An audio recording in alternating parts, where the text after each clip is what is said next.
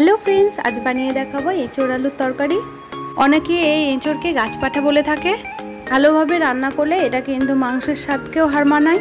কোনো রকম ঝামেলা ছাড়াই আজকে এঁচোড় আলুর তরকারি তোমাদের সঙ্গে শেয়ার করব। প্রথম থেকে শেষ পর্যন্ত ভিডিওটি দেখতে থাকো।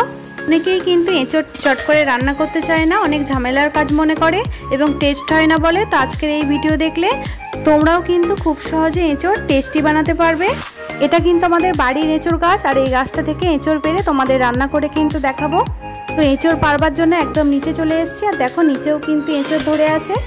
প্রথমে ভাবলাম যে এখান থেকে একটা এঁচোড় পারবো, তো দেখলাম যে ওপরেরগুলো বেশি মোটা হয়ে আছে, সেই জন্য কিন্তু ওপর থেকেই এঁচোড়গুলো পাড়া হলো লাঠি দিয়ে। গাছের কচি এঁচোড় দিয়ে তোমাদের রান্নাটা করে দেখাবো। দুটো এঁচোড় পাড়া হয়েছিল, দুটো বাড়িতে আমরা হাফ হাফ করে নিয়েছিলাম আর একটা বাইরে দেওয়া হয়েছিল।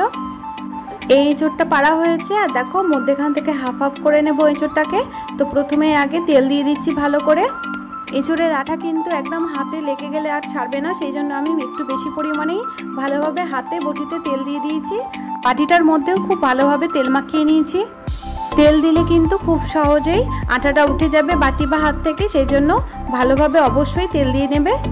এঁচোড়টা তোমাদের কেটে দেখাচ্ছি, আর দেখো এই মধ্যেকার অংশটা কিন্তু কেটে বাদ দিয়ে দিতে হবে, এটা কিন্তু সেদ্ধ হয় না।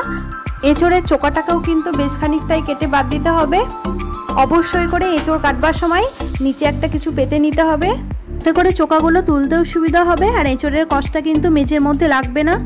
বাটিটার মধ্যে জল নিয়ে নিয়েছি, আর এঁচোড়টা কিন্তু আমার পুরোপুরি কাটা হয়ে গেল। এবার কিন্তু আমি আলু কেটে নেব। মানে আমি অর্ধেকটা এঁচোড় নিয়েছি, তোমরা চাইলে বেশি বা কম করে নিতে পারো। আর 3টে মাত্র আলু নিয়েছি। এই আলুগুলোর খোসাগুলো আগে প্রথমে ছাড়িয়ে নিচ্ছি, তারপরে কিন্তু ডুমো ডুমো করে আলুগুলোও কেটে নিয়ে নেব। এঁচোড় আর আলুটা কিন্তু আমার ভালোভাবে কাটা হয়ে গেছে। দুটোকেই আমি পরিষ্কার করে আরও 2 থেকে 3 বার মতো ধুয়ে নেব। তারপরে কিন্তু আমি সেদ্ধ করতে দিয়ে দেবো। ননস্টিকের কড়াইটা বসিয়ে দেওয়া হয়েছে, তার মধ্যে কিন্তু পরিমাণ মতো জল দিয়ে দেওয়া হয়েছে। এর মধ্যে এঁচোড় আর আলুটা কিন্তু সেদ্ধ করতে দিয়ে দেওয়া হলো, আর পরিমাণ মতো কিন্তু লবণ দিয়ে দিচ্ছি এখানে। সেদ্ধ হওয়ার জন্য ঢাকা চাপা দিয়ে দিলাম। এদিকে সেদ্ধ হতে থাক, আর এইদিকে আরও কিছু কাটাকাটি আছে, সেগুলো কেটে নিই। একটা টমেটো কুচি কুচি করে কেটে নেব। পরিষ্কার করে ধুয়ে রেখেছিলাম আগের থেকে টমেটোটাকে। মোটা সাইজের পেঁয়াজ নিয়েছি, পেঁয়াজটাকেও কিন্তু লম্বা লম্বা করে কুচি করে নেব। তোমরা যদি এঁচোড়ের তরকারিটা নিরামিষ বানাতে চাও তাহলে কিন্তু পেঁয়াজ আর রসুনটা দেবে না। এঁচোড়ের তরকারি নিরামিষও খেতে ভালো লাগে। পেঁয়াজ রসুন দিয়ে এঁচোড়ের তরকারি বানালে তার স্বাদ কিন্তু ভোলার নয়। তো দেখো পেঁয়াজটাকে কিন্তু আমার কাটা হয়ে গেছে। এবার কিন্তু আদা কেটে নেওয়া হচ্ছে। আদাটাকেও কুচি কুচি করে কেটে নিয়েছি। আদাটাকে তোমরা গোটাও রেখে দিতে পারো, আমি বাটার জন্য কুচি করে কেটে নিয়েছি। আর এদিকে কিন্তু রসুনটাকেও ছাড়িয়ে নিচ্ছি। আর কিছুটা পরিমাণে লাগছে কিন্তু ধনেপাতা কুচি। ধনেপাতাটা কিন্তু আমার একটু নেতিয়ে গেছে, ফ্রিজে ভরা ছিল। তোমাদের কাছে টাটকা ধনেপাতা থাকলে অবশ্যই দেবে। এঁচোড় আলুটা সেদ্ধ হয়েছে কিনা সেটা দেখবার জন্য চলে এলাম। তো আলুগুলো কিন্তু সেদ্ধ হয়ে গেছে, আলুগুলো কিন্তু আমি তুলে নেব। আর এঁচোড়টা আরেকটু সেদ্ধ হবে, সেই জন্য কিন্তু আরেকবার ঢাকা চাপা দিয়ে দিচ্ছি। এঁচোড়টা সেদ্ধ হতে থাক, ততক্ষণে আমরা আদা রসুনটা শিলনোড়ায় বেটে নিই। আদাটাকে নোড়া দিয়ে থেতলে নিতে হবে প্রথমে, তারপরে কিন্তু বাটলে খুব তাড়াতাড়ি সুন্দরভাবে বাটা হবে। ভালোভাবে মিহি করে আদা রসুনটাকে বেটে নিতে হবে। বাজারের এঁচোড় কিন্তু আরও আগেই চলে এসেছে। আমাদের বাড়ির গাছের এঁচোড়টা কিন্তু একটু দেরিতেই হয়। তো আমি প্রথম থেকেই ভেবেছিলাম যে গাছ থেকে পেরে তোমাদের এঁচোড়ের তরকারি বানিয়ে দেখাবো, সেই জন্য রেসিপিটি তোমাদের সঙ্গে আগে শেয়ার করতে পারিনি। তো আশা করছি আজকের ভিডিও তোমাদের কিন্তু অনেক ভালো লাগবে। তো ভালো লাগলে লাইক করতে ভুলবে না, আর প্রচুর পরিমাণে শেয়ার করে দেবে। তো চলো, এদিকে আদা রসুনটা বাটা হয়ে গেছে, একটা প্লেটের মধ্যে তুলে নিয়েছি। তারপরে আমি শিলনোড়াতে 4টে এলাচ আর দারচিনি আর কিছুটা পরিমাণে গোলমরিচ একটু জল দিয়ে কাঁচাই বেটে নেব। খোলায় কিন্তু একদমই ভাজবো না এটা। এভাবে গরম মশলা কিন্তু কাঁচাই বেটে নিয়ে যদি রান্নার মধ্যে দেওয়া হয় তাহলে এর স্বাদ কিন্তু একদম ভোলার নয়। গরম মশলাটাও আমার বাটা হয়ে গেছে, আর গরম মশলা রান্নার শেষে দেওয়ার পরে কিন্তু গোটা ঘর মোমো করবে। মশলা কিন্তু বাটা কমপ্লিট হয়ে গেছে। এদিকে চলে এসছে আবারও দেখতে এঁচোড়টা সেদ্ধ হয়েছে কিনা। তো এখন কিন্তু এঁচোড়টা আমার সেদ্ধ হয়ে গেছে। এর থেকে বেশি কিন্তু আমি আর সেদ্ধ করছি না। বাকি সেদ্ধ কষানোর সময় আর ঝোলে ফেললেই কিন্তু হয়ে যাবে। এঁচোড়টাকেও তুলে নিয়েছি বাটিটার মধ্যে। এদিকে ননস্টিকের কড়াইটায় তেল দিয়ে দিয়েছি। তেলটা গরম হয়ে আসার সঙ্গে সঙ্গেই কিন্তু একটা শুকনো লঙ্কা আর 5 ফোড়ন দিয়ে দিয়েছি। ফোড়নটা থেকে একটু সেন্ট বেরিয়ে আসার পরেই কিন্তু আগের থেকে কুচিয়ে রাখা পেঁয়াজটা দিয়ে দিলাম। পেঁয়াজটাকে একটুখানি ভেজে নেওয়ার পরেই কিন্তু আগের থেকে কেটে রাখা টমেটোটাকে দিয়ে দেব। খুব ভালোভাবে দুটোকেই ভাজা ভাজা করে নিতে হবে। এইগুলো ভাজার সময় কিন্তু একটু পরিমাণে চিনি দিয়ে দিয়েছি, তাতে করে টেস্টটা কিন্তু আরও দ্বিগুণ হয়ে যাবে। কিছুক্ষণ ভেজে নেওয়ার পরেই এখানে কিছু মশলা আমি দিয়ে দিচ্ছি। আদা রসুন তো বেটে রেখেছিলাম, তারপরে কিন্তু হলুদের গুঁড়ো, জিরে গুঁড়ো আর কিছুটা পরিমাণে লঙ্কা গুঁড়ো একসঙ্গে জলে ভিজিয়ে এটাকে কিন্তু দিয়ে দিলাম। মিডিয়াম দমে রেখে খুব ভালোভাবে এটাকে কিন্তু কষিয়ে নিতে হবে।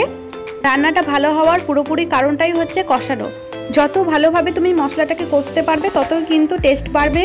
কষানোতেই আছে গাছের এঁচোড়ের থেকে খাসির স্বাদ, সেই জন্যই কিন্তু বেশিরভাগ মানুষই গাছপাঠা বলেই ডাকে এটাকে। মোটামুটি মশলাটা আমার কষানো হয়ে গেছে, বাকিটা কিন্তু আমি এঁচোড় আর আলুটা দিয়েই কষিয়ে নেব। সেদ্ধ করে রাখা এঁচোড় আলুটা কিন্তু মশলাটার ওপরে দিয়ে দিলাম। একটু সময় নিয়ে মশলাটার সঙ্গে এঁচোড় আলুটা ভালোভাবে কষিয়ে নিতে হবে। অনেকে এঁচোড় আলুটা একটু হালকা করে ভেজে নেয়, আমি কিন্তু একদম ভাজিনি, মশলাটার ওপরেই ডাইরেক্ট দিয়ে দিয়েছি। তোমাদের ইচ্ছে অনুযায়ী তোমরা করবে, ভাজতে ইচ্ছে করলে ভাজবে, না তো তোমরা কিন্তু এইরকম সেদ্ধ করেও ডাইরেক্ট মশলার ওপরে দিতে পারো। ভালোভাবে এঁচোড় আলুর সঙ্গে মশলাগুলো মিশিয়ে নিয়েছি আর একটু ভালোভাবে কষিয়েও নিয়েছি। আর পরিমাণ মতো কিন্তু জল দিয়ে দিলাম। এইভাবে কিন্তু তোমরাও খুব সহজে এঁচোড়ের তরকারি বাড়িতে বানিয়ে নিতে পারবে, আর বানিয়ে থাকলে অবশ্যই কিন্তু কমেন্টে জানাতে ভুলবে না। জলটা কিন্তু আমি একটু কুসুম গরম জল ব্যবহার করেছি। তো ঝোলটা দেখো আমার ফুটে এসেছে, আর জলটা কিন্তু একটু গরম ব্যবহারই করবার চেষ্টা করবে। এবার কিন্তু ঢাকা চাপা দিয়ে দিলাম কিছুক্ষণের জন্য। ফিরে এলাম 10 মিনিট পর। এঁচোড়টা কিন্তু খুব ভালোভাবে সেদ্ধ হয়ে গেছে, ঢাকা খুলে তোমাদের দেখাচ্ছি। জলটা কিন্তু অনেকটাই টেনে নিয়েছে। ঝোলটা কিন্তু আরেকটু শুকনো শুকনো করে নেব। আর দেখো এঁচোড়টা সেদ্ধ হয়েছে সেটা তোমাদের একটু দেখিয়েও নিলাম। আর একটু সামান্য পরিমাণে একটু লবণ দিয়ে দিলাম। সব শেষে কাঁচা গরম মশলাটা শিলনোড়ায় বেটে রেখেছিলাম সেটা কিন্তু দিয়ে দিলাম। আর লবণটা আমি সেদ্ধর সময়তেই শুধু দিয়েছিলাম, সেই জন্য সামান্য পরিমাণে লবণটা আমি লাস্টের দিকে দিয়ে দিলাম। লবণটা আমার একটু কম মনে হয়েছিল সেই জন্য দিয়েছিলাম। আর ধনেপাতা কুচিও কিন্তু দিয়ে দিয়েছি লাস্টে। সবগুলো একসঙ্গে মিশিয়ে নিচ্ছি আর খুন্তির সাহায্যে ভালো করে আলুগুলো একটু ভেঙে দিচ্ছি। রান্নাটা আমার একদম কমপ্লিট হয়ে গেছে। এবার কিন্তু লাস্টে একটু ঘি ছড়িয়ে দিতে হবে। আর একটা কাঁচা লঙ্কাকে কুচি কুচি করে নিয়েছি, সেটাও কিন্তু ওপর থেকে ছড়িয়ে দিচ্ছি।